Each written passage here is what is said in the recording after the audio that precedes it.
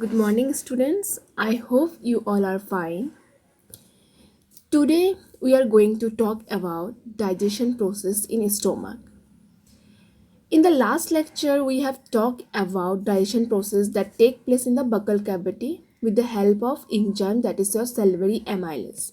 हमने पढ़ चुका है कि डाइजेशन प्रोसेस इन बकल कैविटी में किसकी हेल्प की ज़रूरत है, हमें एंजाइम्स की ज़रूरत है जो है तुम्हारी salivary amylase.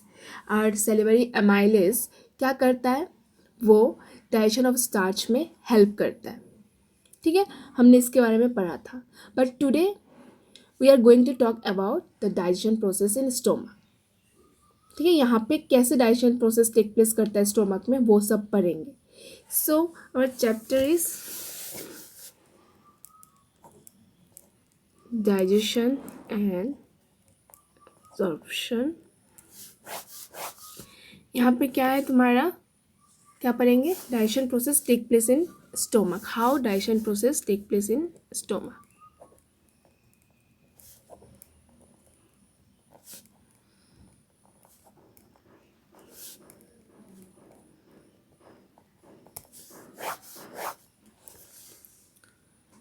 So stomach will have different types of layer.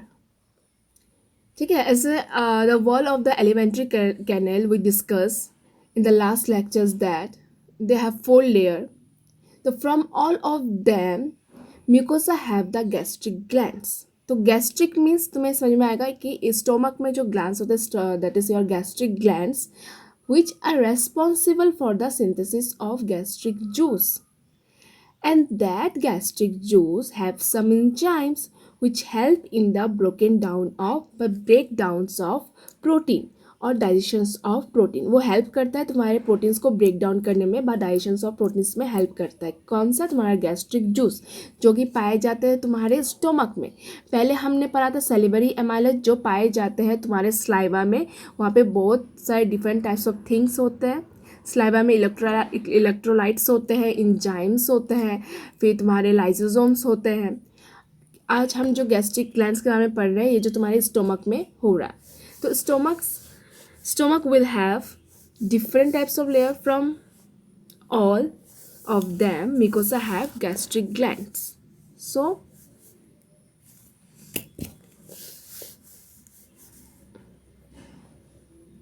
stomach will have different types of layer. So from all 4 of them mucosa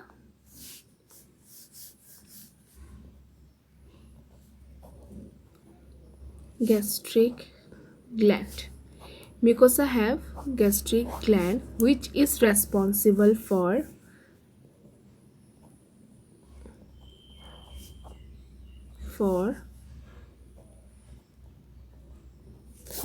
synthesis of gastric juice, and that gastric juice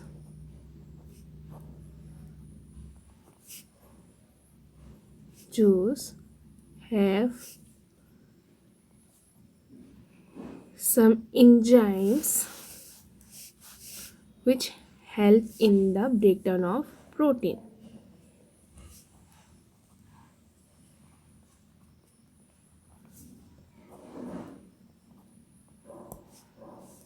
or digestion of protein.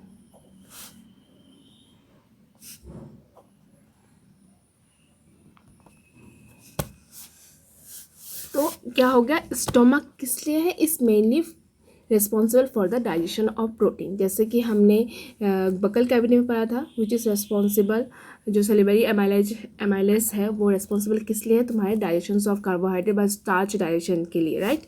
तो हमारा जो stomach है is mainly responsible for the digestion of protein.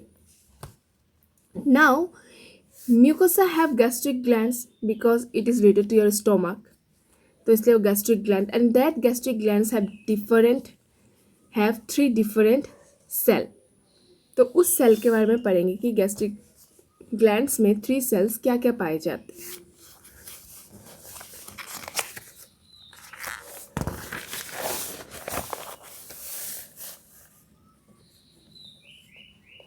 Mucosa have gastric gland, and gastric glands have 3 different cells. First one is your mucous neck cell. Second is peptide or chief cell, and third one is parietal and axontic cell. अब इसी 3 के बारे में हम discuss करेंगे. तो हमारे stomach में गैस्ट्रिक ग्लैंड्स में 3 सेल्स पाए जाते हैं. तो फर्स्ट जो है म्यूकस नेक सेल. ये म्यूकस क्या करता है? It will help in the lubrication and sometime protection. ये लुब्रिकेशन में हेल्प करेगा और प्रोटेक्शन करेगा. Because in stomach highly acidic HCl is present which may damage the wall of stomach, but it does not do so. हमारा stomach इतना जल्दी वो नहीं होता, डैमेज नहीं होता. क्यों नहीं होता? Because we have mucus as well as some sort of bicarbonate which help the stomach and its inner epithelial layer to protect itself from HCl. ठीक है. तो म्यूकस क्या करता है? लुब्रिकेशन में हेल्प करता है and some sort of protection, sometime protections भी हेल्प करता है. तो म्यूकस नेक सेल.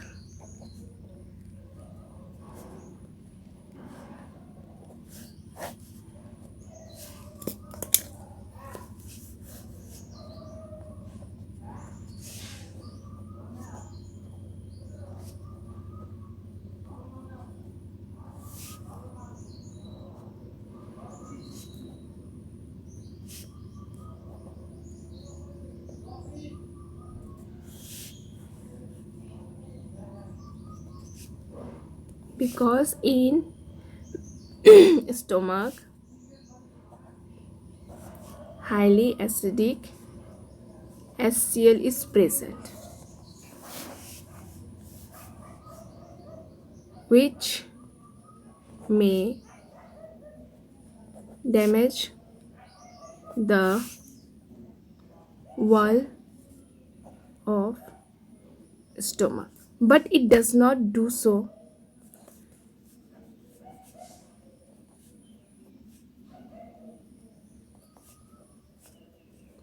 ऐसा नहीं होता. क्यों? बिकॉज वी हैव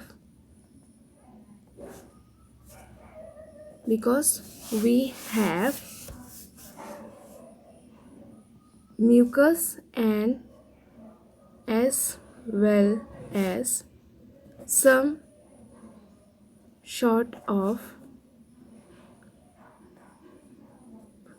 bicarbonate जो हेल्प करते हैं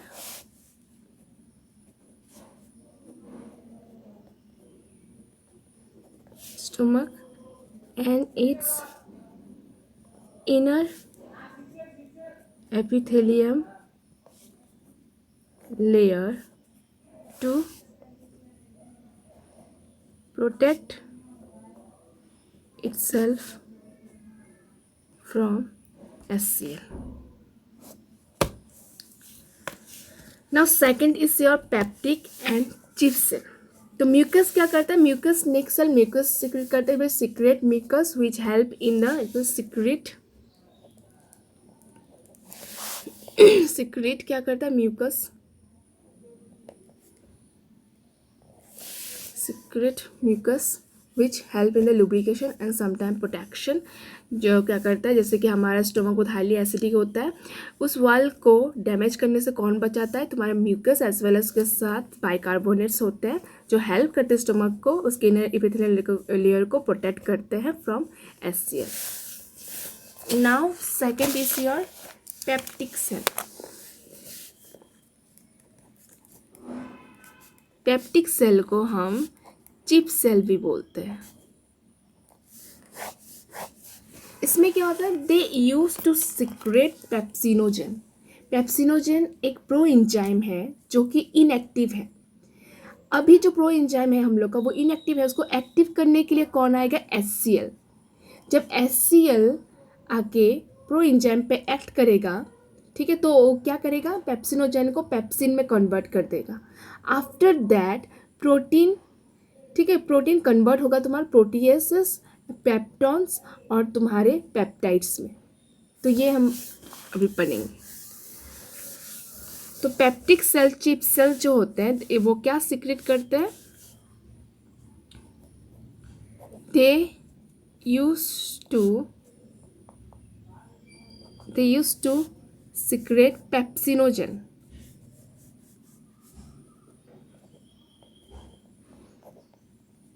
पेप्सिनोजन जो है तुम्हारा प्रो एंजाइम, जो क्या है, एकदम इनएक्टिव है, इसको एक्टिव करना पड़ेगा तभी ना जाके ये हमारे बॉडी पे काम करेगा। तो एक्टिव करने के लिए कौन आएगा, तुम्हारा HCl आएगा, ठीक है, पेप्सिनोजन को पेप्सिन में कन्वर्ट कर देगा जो कि एक्टिव है। जब यही पेप्सिन जब तुम्हारे प्रोटीन पे एक्ट करेगा, ठीक है, तो प्रोटीन को कन्वर्ट कर देगा, तोड़ देगा तुम्हारा प्रोटीएसेस में, प्लस तुम्हारा पेप्टॉन्स और पेप्टाइड में कन्वर्ट कर देगा, राइट। प्रोटीन्स क्या है, पॉलीमर ऑफ अमाइनो एसिड,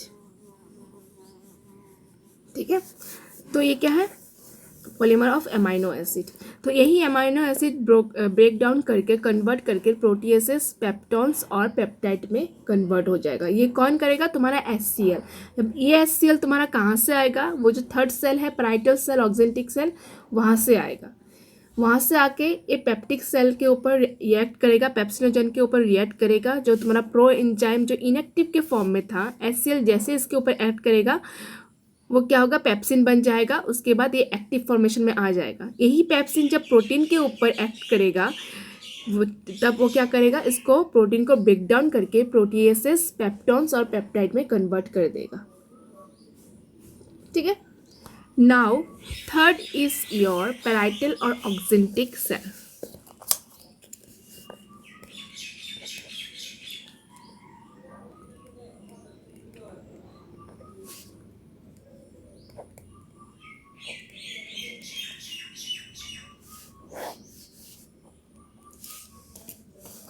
ये क्या है, तुम्हारा HCl सीक्रेट करेगा जो कि है तुम्हारा हाईली एसिडिक, प्लस कुछ इंट्रेंसिक फैक्टर जो कि वेरी इंपॉर्टेंट रोल करते हैं, help in the absorption of vitamin B12।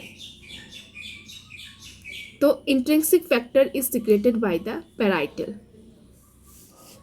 तो यहाँ से क्या क्या सीक्रेट होगा, तुम्हारा HCl जो कि हाईली एसिडिक इन नेचर है, प्लस कुछ इंट्रेंसिक फैक्टर जो कि वेरी इंपॉर्टेंट रोल प्ले करते हैं, help in the absorption of vitamin B12। Intrinsic factor क्या करते हैं,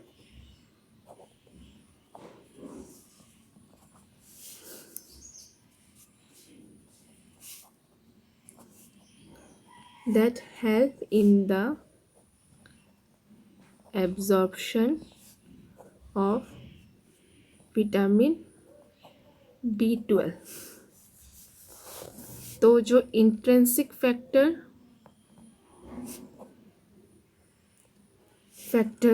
क्या करता है, सीक्रेट कहाँ से होता है, इस secreted by where, parietal cell व oxyntic cell. Now let's talk about some the basic points that the food used to store in stomach।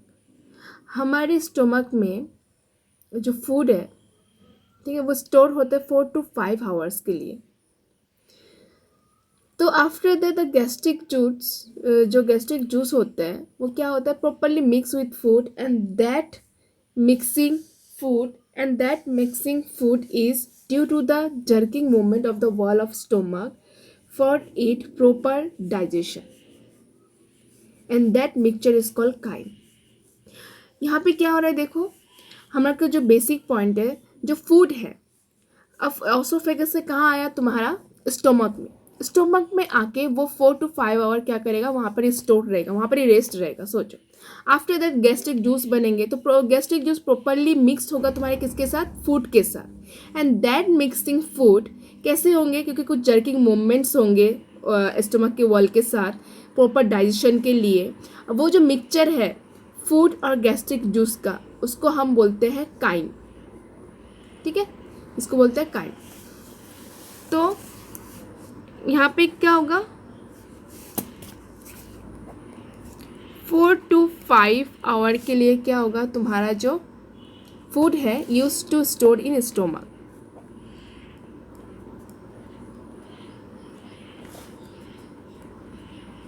In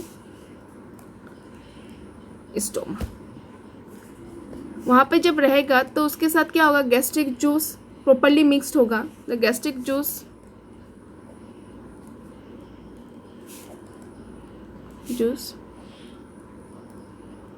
properly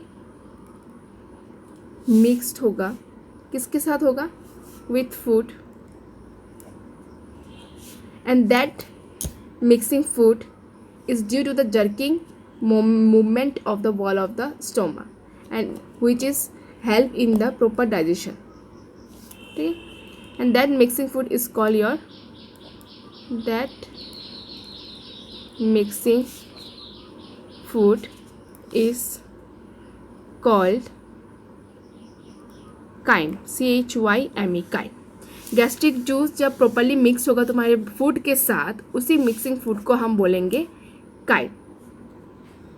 okay, after that mix हो गया तो स्टमक में तुम्हें और क्या मिला, mucus and bicarbonate. In the gastric juice pH, जो तुम्हारा पीएच क्वाइट जो होता है, मतलब बहुत ज़्यादा एसिडिक होता है, ड्यू टू क्या होता है, due to product the mucosal epithelium of stomach from exfoliations but damage. Protect करते हैं जो तुम्हारे बाइकार्बोनेट और म्यूकस है, पहले जो हमने पढ़ा था, वो क्या करेंगे, प्रोटेक्ट करेंगे। म्यूकोसल एपिथेलियम लेयर जो होता है तुम्हारे स्टोमक में जो प्रेजेंट होता है, उसको डैमेज होने से बचाएंगे। कौन बचाएगा, तुम्हारा म्यूकस और बाइकार्बोनेट। समझ में आया? तो म्यूकस और बाइकार्बोनेट क्या करेंगे, प्रोटेक्ट करेंगे the mucosal epithelium from exfoliation but damage. क्योंकि हमारे गैस्ट्रिक जो स्टोमक में होते हैं, हम लोग का जो एसिडिक लेवल जो होता है बहुत हाई होता है, तो ज़्यादा हाई होने से हमारा देखना स्टोमक बहुत ज़्यादा बर्निंग मतलब जलने लग जाएगा, इतना बर्न होगा कि तुम रह नहीं पाओगे। तो उसको कम करने के लिए हमें एक म्यूकोसल का लेयर दिया गया है, एक बाइकार्बोनेट दिया गया है, जिससे क्या होता है, तुम्हारी जो बर्निंग फीलिंग्स होता है वो ज़्यादा तुम्हें पता नहीं चलता है, तो तुम उसको सहन कर पाते हो। ऐसा नहीं कि इतना जल रहा है कि तुम सहन ही नहीं कर पा रहे हो, नहीं, कुछ हद तक तुम सहन शक्ति इतना हो जाता है कि तुम उसको सह लेते हो। क्यों? क्योंकि वहाँ पर एक म्यूकस एपिथेलियम लेयर है जो प्रोटेक्ट कर रहे हैं तुम्हारे स्टोमक को फ्रॉम डैमेज। तो म्यूकस प्लस बाइकार्बोनेट क्या कहते हैं, उसमें mucus epithelium layer of stomach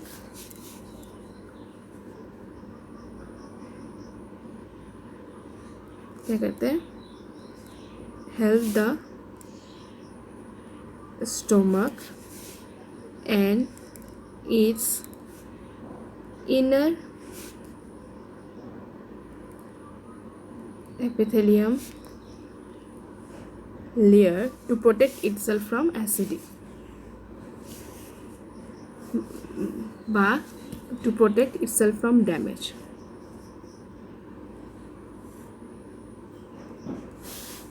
Epithelium layer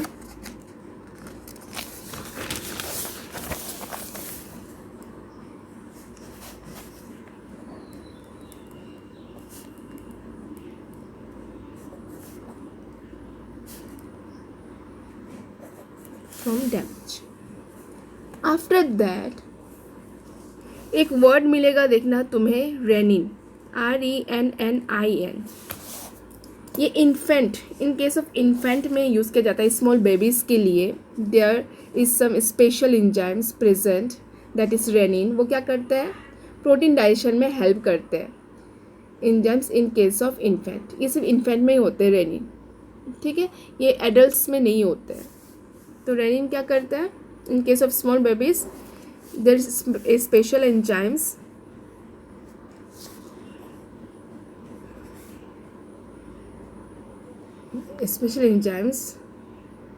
present that is renin, which helps in protein digestion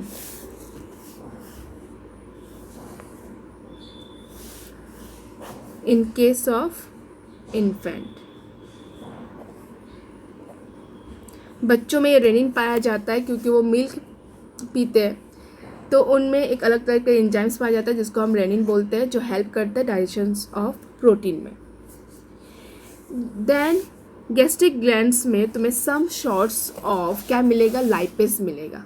the gastric juice also have some lipase that enzyme use to break the lipid molecules. Lipase means lipids. तो ये जो lipase है ये एक enzyme है जो क्या करेगा, लिपिड को ब्रेक डाउन करने में हेल्प करेगा, फैट्स को ब्रेक डाउन करने में हेल्प करेगा। तो next is your the gastric juice also have lipase, जो क्या करेंगे तुम्हारे, this enzyme used to break the lipid molecules।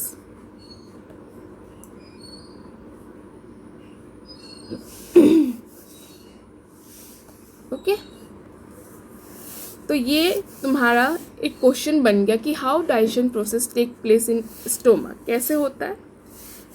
तो ये जो मैंने पढ़ाया आज,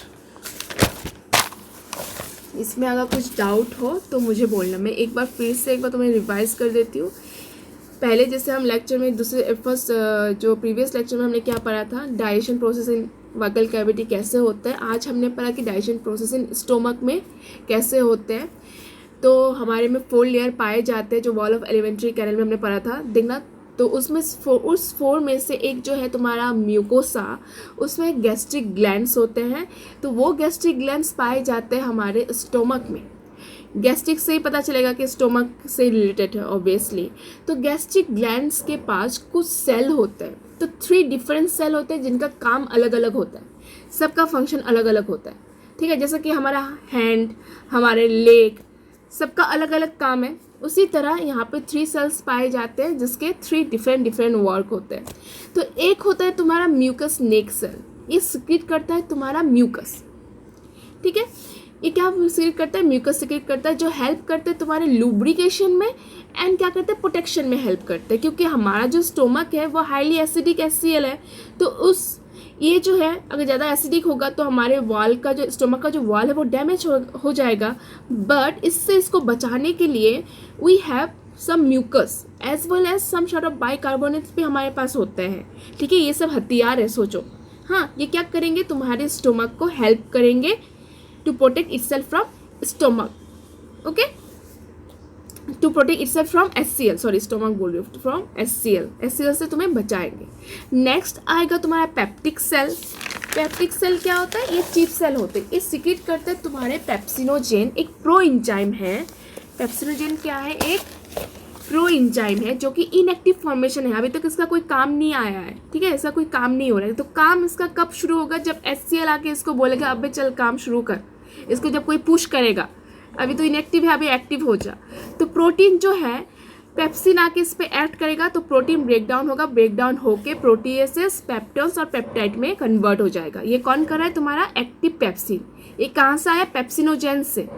पेप्सिनोजेन कब पेप्सिन में कन्वर्ट हुआ, जब HCl आके इसके ऊपर रिएक्ट किया, तब जाके इसका ये क्या हुआ, हम लोग को ब्रेकडाउन ऑफ प्रोटीन का सिंपल फॉर्म मिला। एक है प्रोटीएसेस, एक है पेप्टॉन्स और पेप्टाइड्स।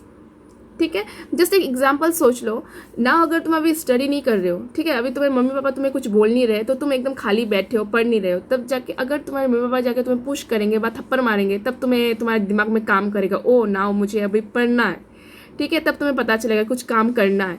तो उसी तरह जो पेप्सिनोजेन है, जो प्रो एंजाइम, वो इनएक्टिव फॉर्म में था, HCl ने आके उसको पुश किया, उसके बाद उसने पेप्सिन बनाया, उसके दिमाग में काम आया, आने के बाद उसने प्रोटीन के ऊपर रिएक्ट किया, तब जाके उसका ये आंसर मिला। मतलब प्रोटीन ब्रेकडाउन होकर प्रोटीएसेस, पेप्टॉन्स और पेप्टाइड में कन्वर्ट हो गया। जो एग्जाम्पल दिया उससे शायद थोड़ा बहुत समझ में आ गया होगा, हम अभी ऑनलाइन क्लास में इसको डिस्कस करेंगे। नाउ थर्ड जो है तुम्हारा पैराइटल ऑक्जेंटिक सेल। ठीक है, पैराइटल को हम ऑक्जेंटिक सेल भी बोलते हैं। तो इसका काम क्या है, वो सीक्रेट करेगा तुम्हारा HCl और कुछ intrinsic factor. Intrinsic factor very important role play करते हैं तुम्हारे एब्जॉर्प्शन ऑफ विटामिन B12 में। तो एक सीक्रेटेड कहाँ से होते हैं, तुम्हारे parietal. After that come to the basic point is that food use to store in stomach 4 to 5 hour. हमारे स्टोमक में 4 to 5 आवर हमारा जो फूड है वो स्टोर रहते हैं।